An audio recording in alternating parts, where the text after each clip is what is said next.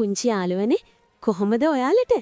අද මම ආවේ ඔයාලට අපේ රේසියෝ සයිබර් එක්ස් නවීනකාරක පරද්දලා වේගවන්තයා තෝරන තරගය ජයගත්ත විදිය ගැන කියන්න. මේ වතාවෙත් මායාකාරී ෂැඩෝ බෝල්ට් වගේම සයිබර් එක්ස් කියන නපුරු රේසින් කාර් එකත් අපේ රේසියෝ විනාශ කරන්න බලාගෙන ඉන්නවා. ඒ දෙන්නත් එක්කම තරග කරන්න අපේ වීර රේසියෝට පුළුවන් වෙයිද යාළුවනේ? අපි බලමු කතාවට ගිහින්. රේසියෝ සහ වේගයේ අලුත් අභියෝගය. නිල් මැණික බේරගත්තට පස්සේ දවසේ ඉඳලම රේසියෝ වහවහ සූදානම් වුණේ ළඟදිම පැවැත්වෙන වාර්ෂික වේගවන්තයා තෝරන තරගයට. පහුගිය හැම වතාවකම අපේ රේසියෝ ලේසියෙන්ම තරගය ජයගත්ත නිසා මේ වතාවේ ඒ තරම් බයක් රේසියෝට දැනුනේ නැහැ. ඒ නිසා පුහුණු වීම කලෙත් ටිකක් අඩුවෙන් වගේ. ඉතින් යාළුවනේ ඔන්නේ පළමු තරගය පැවැත්වෙන දවස උදා වුණා. මුළු නගරයම සැනකෙලියක් වගේ. රේස් ට්‍රැක් එක දෙපස දහස් ගණන් වාහන සහ රසිකයන් රොක් වී සිටියේ Tamanගේ ප්‍රියතම වීරයා වන රේසියෝ නැවතත් පරණ ජවයෙන් තරග කරනව දැකීමට. ඒ වුණත් වාතයේ පුරා තිබුණේ අමුතුම ආතතියක්. අති නවීන තාක්ෂණයෙන් යුත් රිදී පැහැති සයිබර් එක්ස් කාර් එක තරග බිමට පැමිණි ඉතා උඩංගු විදිහට. ඔහුගේ එන්ජිමේ හඬ ඉතාමත් අඩුයි. ඒයින් දැනුනේ දියුණු තාක්ෂණයේ බලයයි. සයිබර් එක්ස් රේසියෝ දෙස බලා අවඥාවෙන් සිනාසුණා. රේසියෝ, ඔයාගේ පරණ එන්ජිමෙන් මගේ AI පද්ධතිය පරද්දන්න පුළුවන් කියලා ඔයා ඇත්තටම හිතනවද? අදින් පස්සේ ඔයාට කෞතුකාගාරයකට තමයි යන්න වෙන්නේ. Cyber X උපහාසයෙන් පැසුවා. රේසියෝ කිසිවක් නොකිය නිහඬව සිටියා. නමුත් ඔහුගේ සිතේ තිබුණේ මීට පෙර කිසිදා නොතිබු දැඩි විශ්වාසයක්. ඔහු දෙස බලා සිටි බස්සීයා සහ බිගී ට්‍රැක් රේසියෝට ධෛර්යය දුන්හ. මතක තබා ගන්න පුතේ. ඔයා ඉගෙන ගත්තේ පාරේ තියෙන බාධක එක්ක සෙල්ලම් කරන හැටි. තාක්ෂණයට වැරදුනත් ඔයාගේ අත්දැකීමට වැරදින්නේ නැහැ. බස්සීයා රේසියෝට කිට්ටු වෙලා කිව්වා. රේසියෝ තමන්ගේ ටයර් පොළවේ අතුල්ලමින් ඒව රත් කරගත්තා. ඔහුගේ රතු පැහැටි බොඩි එක හිරු එළියට දිලිසුණා. එන්ජිමේ හඬ මහා ගර්ජනාවක් මෙන් මුළු පිටිය පුරා දෝංකාර දුන්නා. බිගී ට්‍රැක් හා යාළුවන් පසකට වී යන්න රේසියෝ, ඔයාට පුළුවන් යයි කෑ ගහන්න පටන් ගත්තා. තරගය ආරම්භ කරන සංඥා ලාම්පු එකින් එක දැල්වෙන්නට උනා. රතු, කහ මුළු පිටියම හුස්මල්ගෙන බලා සිටියා. සයිබර් එක්ස්ගේ රෝද ඉතාමත් නිහඬව කැරකෙන්නට සූදානම් වන විට රේසියෝ Tamanගේ සම්පූර්ණ අවධානය ජයග්‍රාහී සීමාව දෙසට යොමු කළා. රේසියෝ, රේසියෝ, රේසියෝ. මුළු නගරයම රේසියෝගේ නමින් උදම් මැනුවේ වාර්ෂික මහා රේස් තරගයේ ආරම්භයේදීම. රේසියෝ කියන්නේ නගරයේ වේගවත්ම දක්ෂතම රේසින් කාරක. ඔහු කිසිම තරගයකින් පරාජය වී නැති එක. හැමෝම ආදරය කරන වීරයෙක්. අදත් හැමෝම හිතුවේ රේසියෝ ලිහිසියෙන්ම දිනයි කියලා. තරගය ආරම්භ වුණා. රේසියෝ පුරුදු පරිදි වේගයෙන් ඉදිරියට ගියා. නමුත් එක්වරම රිදී පැහැති, දිලිසෙන, අති නවීන තාක්ෂණයෙන් සහ AI බලයෙන් ක්‍රියාත්මක වන මීට පෙර කිසිදා දැක නොතිබුණු කාර් එකක් සුළඟක් මෙන් රේසියෝව පසුකර ඉදිරියට ඇදී යන්න වුණා. රේසියෝ Tamanගේ උපරිම වේගය යෙදෙව්වත් එම නවීන කාර් එකේ වේගයට කිට්ටු වෙන්නවත් බැරි වුණා. අවසානයේදී රේසියෝට තත්ත්ව කිහිපයකින් පරාජය වීමට සිදු වුණා. ජයග්‍රාහී සීමාව පසු කරද්දී රේසියෝට ජැනුනේ ජීවිතේ පළමු වතාවට Taman පරාජයටපත් වූ කම්පනය. මුළු නගරයම ටික වේලාවකට නිහඬ වෙලා ගියා. කවුරුත් බලාපොරොත්තු නොවුණු දෙයක් සිදු වුණ විසාව ඇති. පරාජයෙන් පස්සේ රේසියෝ ගොඩාක් දුක් වුණා. ඔහුගේ වේගය ගැන ඔහුට තිබුණ විශ්වාසය සම්පූර්ණයෙන්ම බිඳ ගිහින් තිබුණා. ඔහු තනියම පරණ අත්හැර දැමුණු කර්මාන්ත ශාලාවකට ගියේ Tamanගේ එන්ජිමේ හෝ රෝදවල අඩුපාඩුවක් ඇද්ද පරීක්ෂා කර බලන්නට.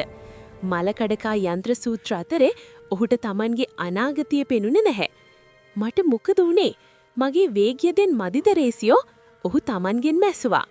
රේසියෝගේ දුක දුට බස්සීයා එදා හැන්දෑව කර්මාන්ත ශාලාවට පැමිණියා. බස්සීයා කියන්නේ නගරයේ සිටින වඩාත්ම පළපුරුදු සහ බුද්ධිමත් වාහනයක්. පුතේ, වේගය විතරක් මදි. දක්ෂතාවයක් ඕන. අලුත් තාක්ෂණය දියුණු වෙනන. ඔයාටත් ඒකට ගැලපෙන්න වෙනස් වෙන්න ඕන.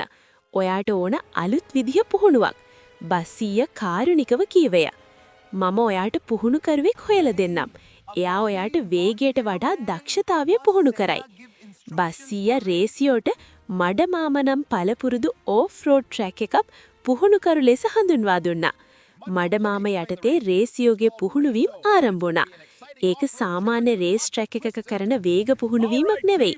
මඩ වගුරුවල දුවන්න, ලිස්සන පාරවල සමබලතාවය තබා ගන්න, ඉතා පටුගස් අතරින් වේගයෙන් යන්න සහ ඉතා අසීරු තැන්වලින් රෝද දෙකෙන් මාරු වෙන්න රේසියෝ පුහුණු වුණා. තාක්ෂණයට වඩා ඔයාගේ හිත ශක්තිමත් කරගන්න මඩමාම කිව්වා. Tamanගේ හැකියාවන් විශ්වාස කරන්න. රේසියෝ දිනෙන් දිනම අලුත් උපක්‍රම ඉගෙන ගත්තා. දවසක් මඩමාමා රේසියෝව රෙගෙන අත්හැර දැමුණු පතන එක තිබෙන ඉතාමත් බෑවුමත් සිටි බිත්තියක් අසට ගොන ගියා. දැන් මේ බිත්තිය දිගේ වේගයෙන් ගිහින් වැටෙන්නේ නැතුව අනිත් පැත්තට පනන්න මඩමාමා අණ දුන්නා. මෙහිදී රේසියෝ ඉගෙන ගත්තේ කේන්ද්‍රපසාරී බලය පාවිච්චි කරමින් ඉතාමත් අසීරු කෝණවලදී පවා පාරේ වැඳී සිටින ආකාරය.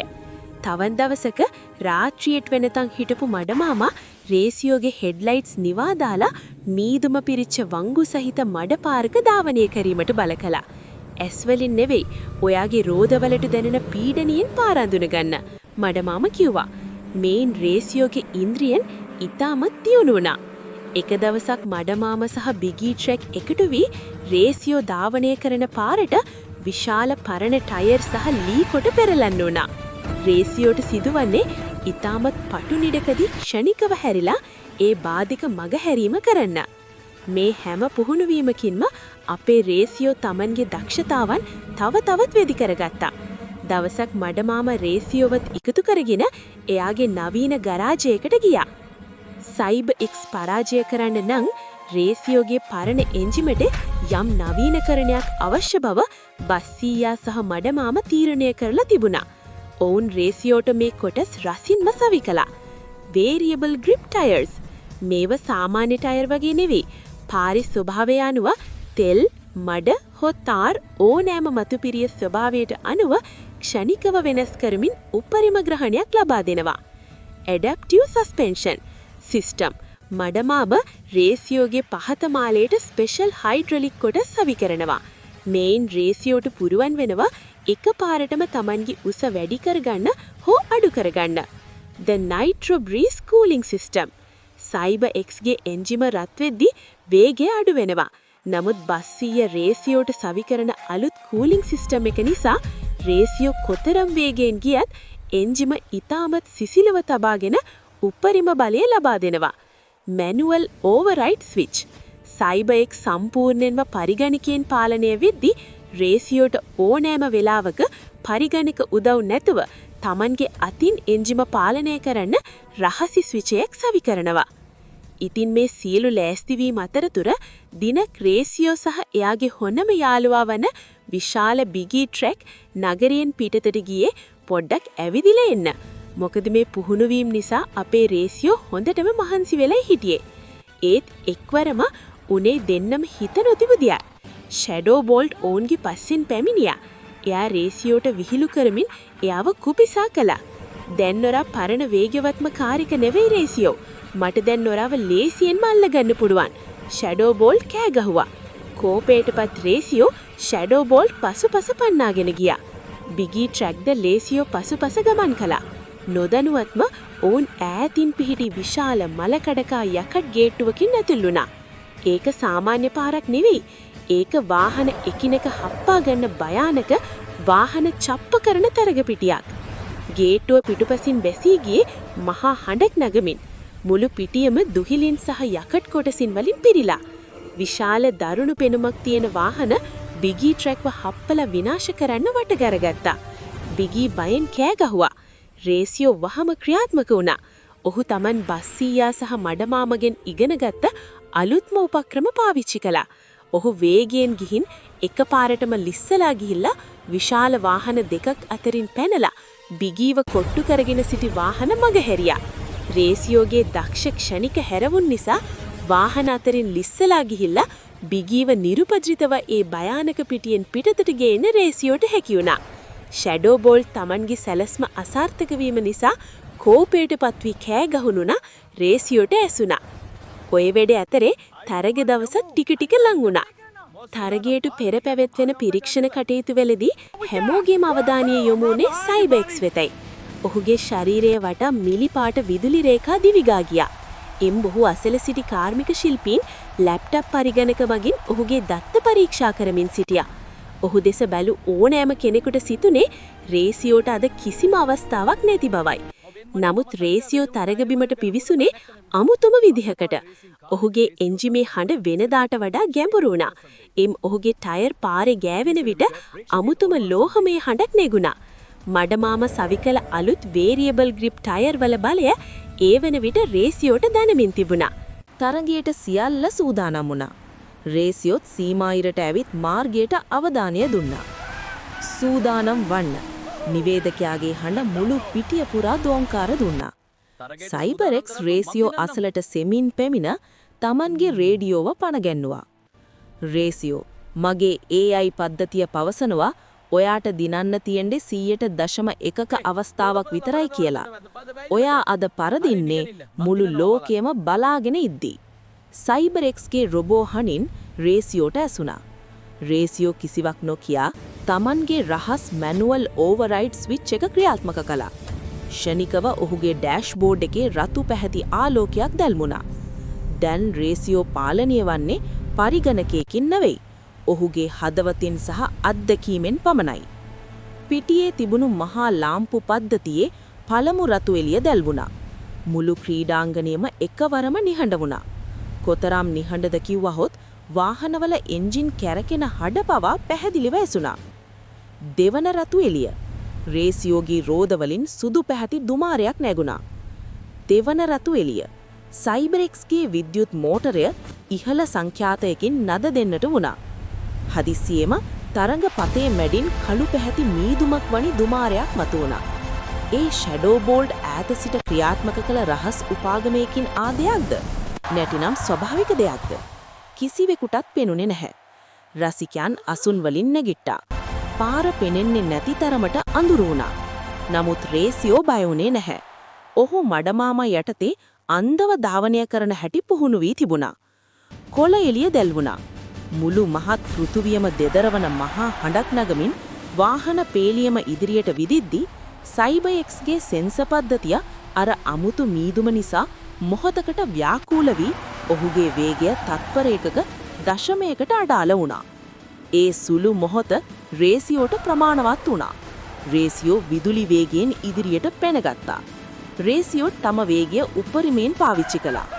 අවසාන වටේදී තරග පතේ තිබුණු විශාල තෙල් පැල්ලමක් නිසා අති නවීන කාරකයේ සෙන්සර්ස් අවුල් වෙලා ඔහු වේගය අඩු කර ලිස්සන්නට ගත්තා. මඩේ සහ ලිස්සන පාරේ පුහුණු වී සිටි රේසියෝට ඒ තෙල් පැල්ලම ප්‍රශ්නයක් වුණේ නැහැ. රේසියෝ Taman ඉගෙනගත් උපක්‍රම පාවිච්චි කරමින් ඊටාම ලස්සනට ඒ ලිස්සන කොටස මග හැරලා අන්තිම මොහොතේදී අති නවීන කාරක පසු කරමින් ජයග්‍රාහී සීමාව පසු කළා. මුළු නගරයම නැවත රේසියෝ කියා කෑ ගැහුවා.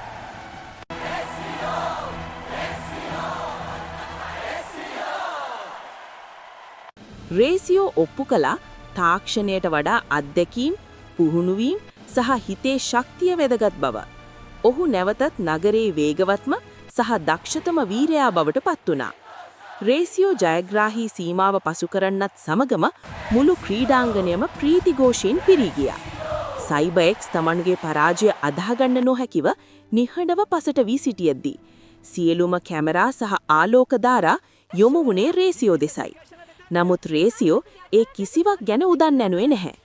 ඔහු වේදිකාවට දෙසට යනව වෙනුවට කෙලින්ම ධාවනය කළේ ට්‍රැක් එකේ කෙළවරේ නිහඬව බලා සිටිය මඩමාමා අසලටයි. මඩමාමගේ රෝද සහ ශරීරය තවමත් පුහුණු බිමේ මඩින් වැසී තිබුණා. රේසියෝ මඩමාමා ඉදිරියේ නතර වී තම ඉදිරි ප්‍රෙස්ස පහල කර ඊටමත් ගෞරවේත්ව ඔහුට ආචාර කළා. මඩමාමා, අද මම දිනුවේ මගේ වේගයෙන් නෙවෙයි.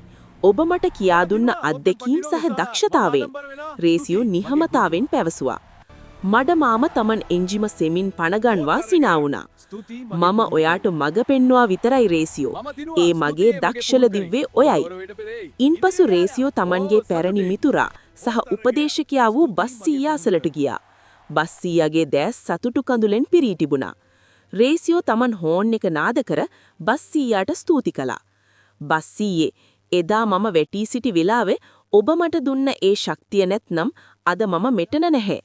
බස්සීයා සෙමින් hina වෙනවා. ඔයා නගරේ වීරයා විතරක් නෙවෙයි පුතේ.